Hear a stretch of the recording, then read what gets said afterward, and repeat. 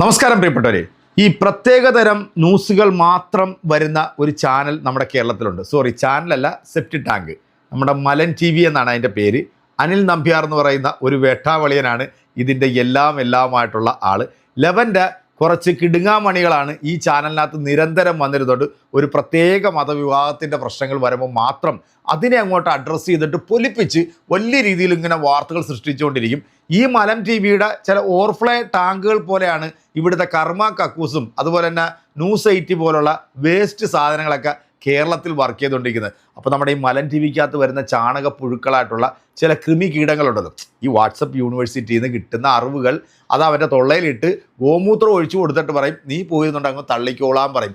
അങ്ങനെ തള്ളുന്ന ഒരു മലൻ TVക്കകത്ത് നിരന്തരം കാണാറുള്ള ഒരു വേട്ടാവളിയനാണ് ഈ കാണുന്ന ശ്രീജിത്ത് പണിക്കർ എന്ന് പറഞ്ഞ വളരെ ബുദ്ധിമാനായിട്ടുള്ള, എതിരാളികളെ എടുത്തിട്ട് തലങ്ങും വിലങ്ങും മർദ്ദിച്ച് കീറി ഭിത്തിയിൽ ഒട്ടിക്കുന്നതൊക്കെ ലവന്മാർ പറഞ്ഞ് പൊക്കിക്കൊണ്ട് നടക്കുന്ന ഈ വേട്ടാവളിയൻ കഴിഞ്ഞ ദിവസം ഒരു ഓൺലൈൻ ചാനലിനകത്ത് വന്ന് പെട്ടുപോയി. പിന്നെ കണ്ടത് മറ്റേ തൃശ്ശൂർ പൂരത്തിന് അമിട്ട് പൊട്ടുന്ന രീതിയിലുള്ള ചില ചോദ്യങ്ങൾ ചോദിച്ചപ്പോഴത്തേക്ക് ലവൻ അങ്ങോട്ട് വിരളി പൂണ്ട് ഇപ്പം പറഞ്ഞതൊക്കെ കേൾക്കുകയാണെന്നുണ്ടല്ലോ കേരളത്തിലെ ജനങ്ങൾ പൊട്ടിച്ചിരിക്കും. കാരണം ഈ രാജ്യത്ത് RSS എന്ന് പറയുന്ന ഒരു സംഘടന 100 വർഷം തികയ്ക്കുമ്പോൾ ആ സംഘടനയുടെ ആശയം എന്താണെന്നും ആ സംഘടനയുടെ വിചാരധാരയിൽ എന്താണ് എഴുതി വച്ചിരിക്കുന്നത് അരിയാഹാരം തിന്ന ഓരോ മനുഷ്യർക്കും മനസ്സിലാവും. പക്ഷേ ഈ RSS എന്ന് പറയുന്ന സംഘടന തീവ്രവാദ സംഘടനയാണെന്ന് പറയാൻ മടി കാണിക്കുന്ന ലെവനെപ്പോലുള്ള ഓളികൾക്കൊക്കെ ഇതുപോലുള്ള ചെറുപ്പക്കാരൊക്കെ ഉണ്ടല്ലോ അണ്ണാക്കിലാണ് അടിച്ചു കൊടുക്കുന്നത്.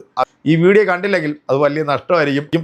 ഇവനെപ്പോലുള്ള തീവ്രവാദി ഓളികൾക്ക് ഇങ്ങനെയുള്ള ആളുകൾക്ക് മറുപടി കൊടുക്കുമ്പോഴല്ലോ നമ്മൾ അതിനെയൊക്കെ സപ്പോർട്ട് ചെയ്യണം എന്നുള്ളതാണ്. കേരളത്തിൽ ഏത് മതവിഭാഗത്തിൽപ്പെട്ടവനായിക്കോട്ടെ, ഏത് മതസംഘടനകളായിക്കോട്ടെ, രാജ്യത്തിന് ദ്രോഹം ചെയ്യുന്നവന്മാരാണെന്നുണ്ടെങ്കിൽ അവനെയൊക്കെ തീവ്രവാദി എന്ന് 100 വട്ടം വിളിക്കാൻ ആംബിയർ കാണിക്കണം, ധൈര്യം കാണിക്കണം. അത് സ്വന്തം സമുദായത്തിലാണെങ്കിലും അത് പറയാനായിട്ടുള്ള നട്ടല് വേണം. അതിന് നമ്മളൊക്കെ പറയും നല്ല ജനുസിന് ജനിക്കണം എന്നുള്ളത്. അപ്പോൾ നമുക്ക് ഈ വീഡിയോ ഒന്ന് കണ്ടാലോ. വാ സാറേ, ഹിന്ദുക്കളുടെ വോട്ട് കിട്ടാൻ വേണ്ടിയിട്ട് ആൾക്കാർ ശ്രമിക്കുന്ന തെരഞ്ഞെടുപ്പ് രാഷ്ട്രീയം ഇസ്ലാമികവൽക്കരണം എന്ന് പറഞ്ഞാൽ ഇസ്ലാമികളുടെ വോട്ട് കിട്ടാനാണോ സാറേ? അതാണ് നിങ്ങളുടെ വിചാരം? എന്നിട്ട് ഇവിടെ അതാണ് നിങ്ങളുടെ വിചാരം? ഇസ്ലാമൈസേഷൻ, റാഡിക്കലിസം എന്ന് പറഞ്ഞു കഴിഞ്ഞാൽ ഇസ്ലാം മുസ്ലിങ്ങളുടെ വോട്ട് കിട്ടുന്നതാണോ അതിന്റെ സംഭവം? അല്ല അല്ല. പിന്നെന്തോ സംഭവം? പിന്നെ മുസ്ലിം ആക്കാനുള്ള എന്നാ പിന്നെ നിങ്ങൾ എന്തിനാ അതിന്റെ തുലനം ഉണ്ടോ? ഉണ്ട്. പിണറായി വിജയൻ പറഞ്ഞു ഹിന്ദുക്കളുടെ വോട്ട് കിട്ടാൻ പറഞ്ഞെന്തിനാ? എന്തിനാ പറഞ്ഞത്? എന്നിട്ട് അത് പറഞ്ഞിട്ട് പോ അടുത്തതിലോട്ട്. അവിടെ ഞാൻ ചവിട്ടി വെച്ചിരിക്കാം നിങ്ങളെ. ഇസ്ലാം ചവിട്ടട്ടെ, ഓടല്ലേ, ഉരുളല്ലേ, വലിയ എലിയെ ഞാൻ പിടിച്ചിട്ടുണ്ട്. അവിടെ നിൽക്കേ, ഞാൻ ചോദിക്കുന്നത് നിങ്ങൾക്ക് സങ്കടം തോന്നും. കാരണം എന്തറിയോ? നിങ്ങളുടെ PFI അജണ്ട ഇവിടെ സെല്ലായിട്ടില്ല. ഇത്ര ടെമ്പറേറ്റ് എന്നുള്ളതാണ് എനിക്ക് മനസ്സിലാകുന്നത്. ഒരു വർഗീയവാദികളാണുള്ള ശേഷിയില്ല. അതിലേക്ക് വരാൻ ചേട്ടാ എത്ര നാളെ വരാൻ തുടങ്ങി ഒരു സംഘടന ഇവിടെ താങ്കൾ ഉറപ്പിച്ച് പറയുന്നു VS വർഗീയവാദി, മോദി ഷാഹുലെ എന്റെ വാർത്ത വർഗീയവാദിയാണോ? വർഗീയവാദിയല്ലാന്ന് നമ്മൾ രണ്ടുപേരും ഒരുമിച്ച് പറയുന്നു. എന്റെ മോദി വർഗീയവാദിയാണോ? കഴിഞ്ഞ 3 ചോദ്യങ്ങളുടെ മറുപടി ഞാൻ പറയുന്ന സമയത്ത് നിങ്ങൾ ഓടുകയാണ്. 3 ചോദ്യം എന്റെ മെമ്മറിയിലുണ്ട്. ഞാൻ മറുപടി പറഞ്ഞിട്ടേ പോകത്തുള്ളൂ. ഷാഹുലിന്റെ മറുപടി ഇല്ല. മോദി വർഗീയവാദിയാണോ? നിങ്ങൾ മോദിയിലേക്ക് വന്നു. ആ ചോദ്യത്തിന് മറുപടി ഞാൻ പറഞ്ഞില്ല.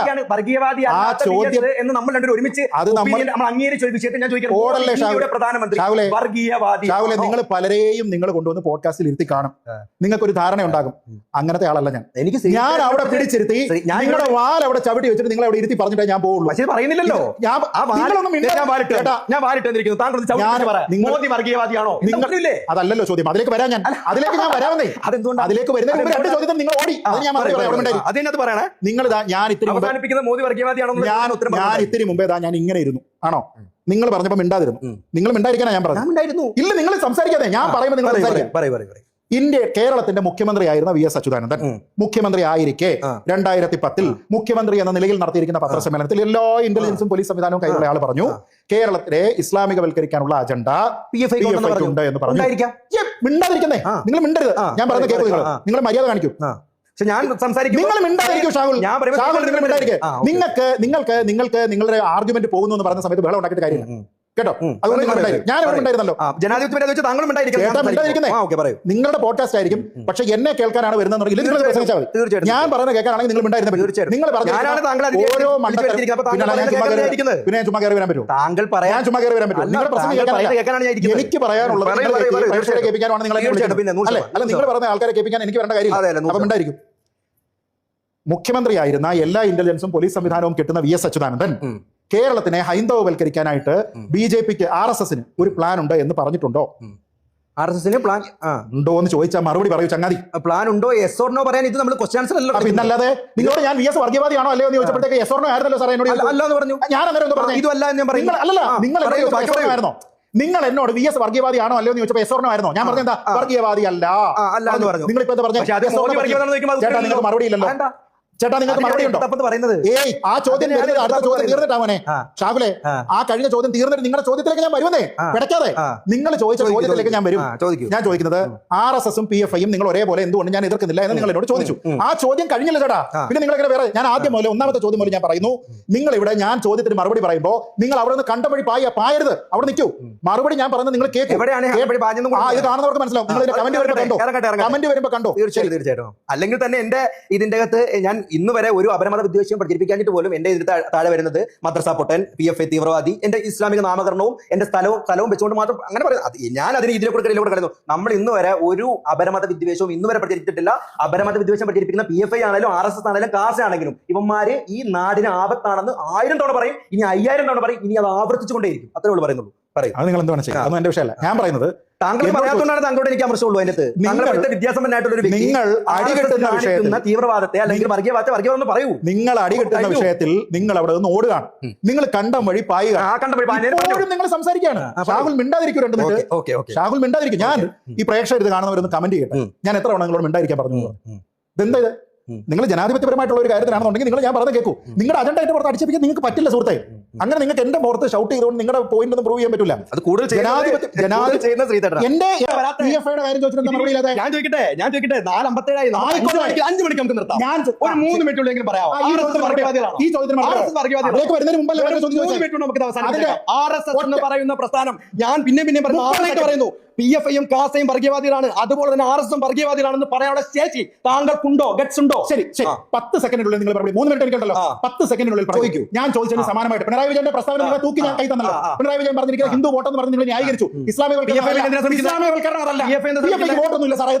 മുസ്ലിം ലീഗിന്റെ മുസ്ലിം ലീഗ് എന്ന് പറയുന്ന മതേതരത്വ പ്രസ്ഥാനത്തെ ഇല്ലാതാക്കി അവിടെ നുഴഞ്ഞു കയറാനാണ് PFI ശ്രമിച്ചുകൊണ്ടിരിക്കുന്നത്.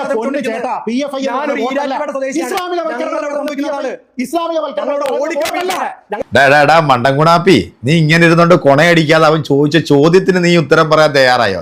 നീ ആണാണോ? RSS തീവ്രവാദ സംഘടനയാണെന്ന് പറയാൻ എന്താണ് നിനക്ക് മടി? നീ ഈ ചലം ചാനലിനകത്ത് പോയിരുന്നോണ്ട് വൺ സൈഡ് മാത്രം സംസാരിക്കുമല്ലോ. അത് കാരണം ഇതിനകത്ത് എതിരെ അഭിപ്രായം പറയുന്ന ആരും ഇല്ലല്ലോ. നിങ്ങൾ പറയുന്നത് തന്നെയാണല്ലോ അവന്മാർ കേട്ടോണ്ടിരിക്കുന്നത്. നീ ഛർദ്ദിക്കുന്നത് അവന്മാർ കോരി കുടിക്കും, അവർ ഛർദ്ദിക്കുന്നത് നീ കോരി കുടിക്കും. ഇതാണ് നമ്മൾ കേരളത്തിലെ ഈ ചലം ചാനലിനകത്ത ചർച്ചകൾ കണ്ടു കഴിഞ്ഞാൽ നമുക്ക് മനസ്സിലാകുന്നത്. പക്ഷെ ഇതുപോലെ ആമ്പിള്ളാരുടെ അടുത്ത് വന്ന് പെട്ട് കഴിഞ്ഞാൽ ലവന്മാർ കാലേ വരി നിന്നെ വലിച്ചു കീറി ഉപ്പും മുളകും തേച്ച് നിന്നെ ഷവായി ആക്കി വിടും അവർ. ഇപ്പം മലൻ TVക്കകത്ത് പോരുന്നോണ്ട് ഇതുപോലെ ഛർദ്ദിക്കുക.